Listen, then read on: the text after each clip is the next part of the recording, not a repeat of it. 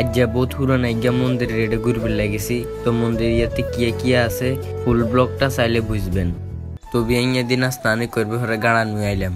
ইন্দি দেখিয়ে যে মেরাজন মামতো ভাই আছে। তো দেখা সাক্ষাৎ করলাম। দেখা সাক্ষাৎ করবে হরে আবার আমরা তিনুগা মিলে মাছ আনমু যাইয়ের ইয়ার হরে মাছ আনমু যাই দেখিয়ে যে কনিজ্ঞা হুতি রয়েছে। তো আর মাছ আর যাইতে হারিনু।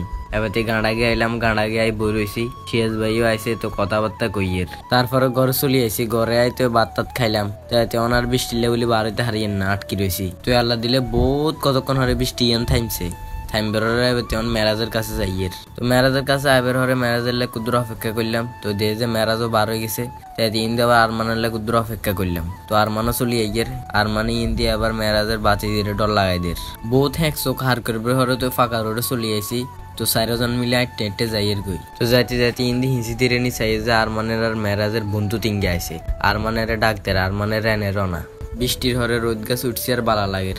ইন্দি আরমানের মেরাজে হোলাগারে কিয়ে করে দিছে। তো হোলাগা গেতাইরে নিয়ে রয়েছে। তো আর বেশি দূর নাই, অল্প দূর আছে। আমরা মন্দিরের কাছে চলে আইছি। এই হলো হুরানা 100 বছর আগের মন্দির। 100 বছর না ক বছর আমি নিজেও জানি না। এমনি কিন্তু হুরানা মন্দির এটা। মন্দিরের ভিতরে তুমি কিন্তু বাইরের গাছ বেশি সুন্দর, বাইরে তুমি দেখতে বেশি সুন্দর লাগে আরে। তো মন্দিরের তো উঠতে বেশি কষ্ট হয়ে যায়। আগে দিয়ে মেরাজের উড়াই দের। তো মেরাজে আমরা বেগুনের টানি টানি উড়াইবো আরে। তারপরে বেগুনের উড়াইবার হরে আইনে উড়ে গেছি।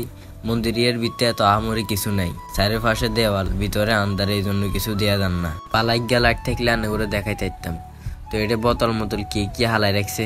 তো এটা কোনো ফাঁকাও নাই, নিচে মারি আরি। তো হিয়ারেরও ছবি তুলবে প্রস্তুতি লর হেগুনে মেরাজের ছবি তুলের আরে গিচ্ছে নিচে হারাই দিছে। আমি বুঝি এত অসহায়, আরে নিচে হারাই দিছে ছবি তুলবার লাই। আমি আবার ছবি তুলবার উপরে উঠছি। দেখি যে বৃষ্টি হিললে বলে আর নামিয়ে না, এটা খাবো রয়েছি। তো নামবার সময় হাতে কাঁচা লাগে গেছে, হিললে বলে আর দুই বেলা আইসি। তাই এটা তো আটকে গেছে, বৃষ্টি আছে।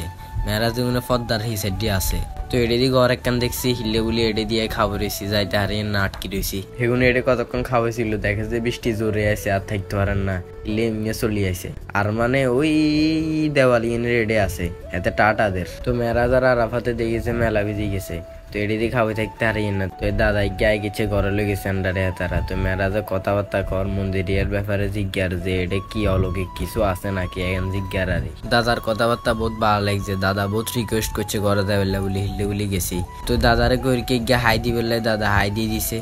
তো ইন্দি কথা কইতে কইতে দিয়ে বৃষ্টি থামি গেছে। তো এবার আমরা যাইর গই আরি। তো বৃষ্টি থামবে হরে উনি ছবি তুলছে যে হিললে বলে হাতে হ্যাঁক লাগে গেছে। এবার হাত তা ধুই লইছে। তো এবার হাত ধুইবার হরে এক টেটে যাইর গই আন্ডা। তো ইন্দি যাবার সময় দেখি যে আকাশিন বহুত সুন্দর লাগে। হিললে বলে কুদ্দুর ভিডিও করে লইছি, ভিডিও না করে তো থাকতে হারিয়েন না। তো হিয়ারে বেগুনি বলে এক টেটে বাদ চলে আইসি।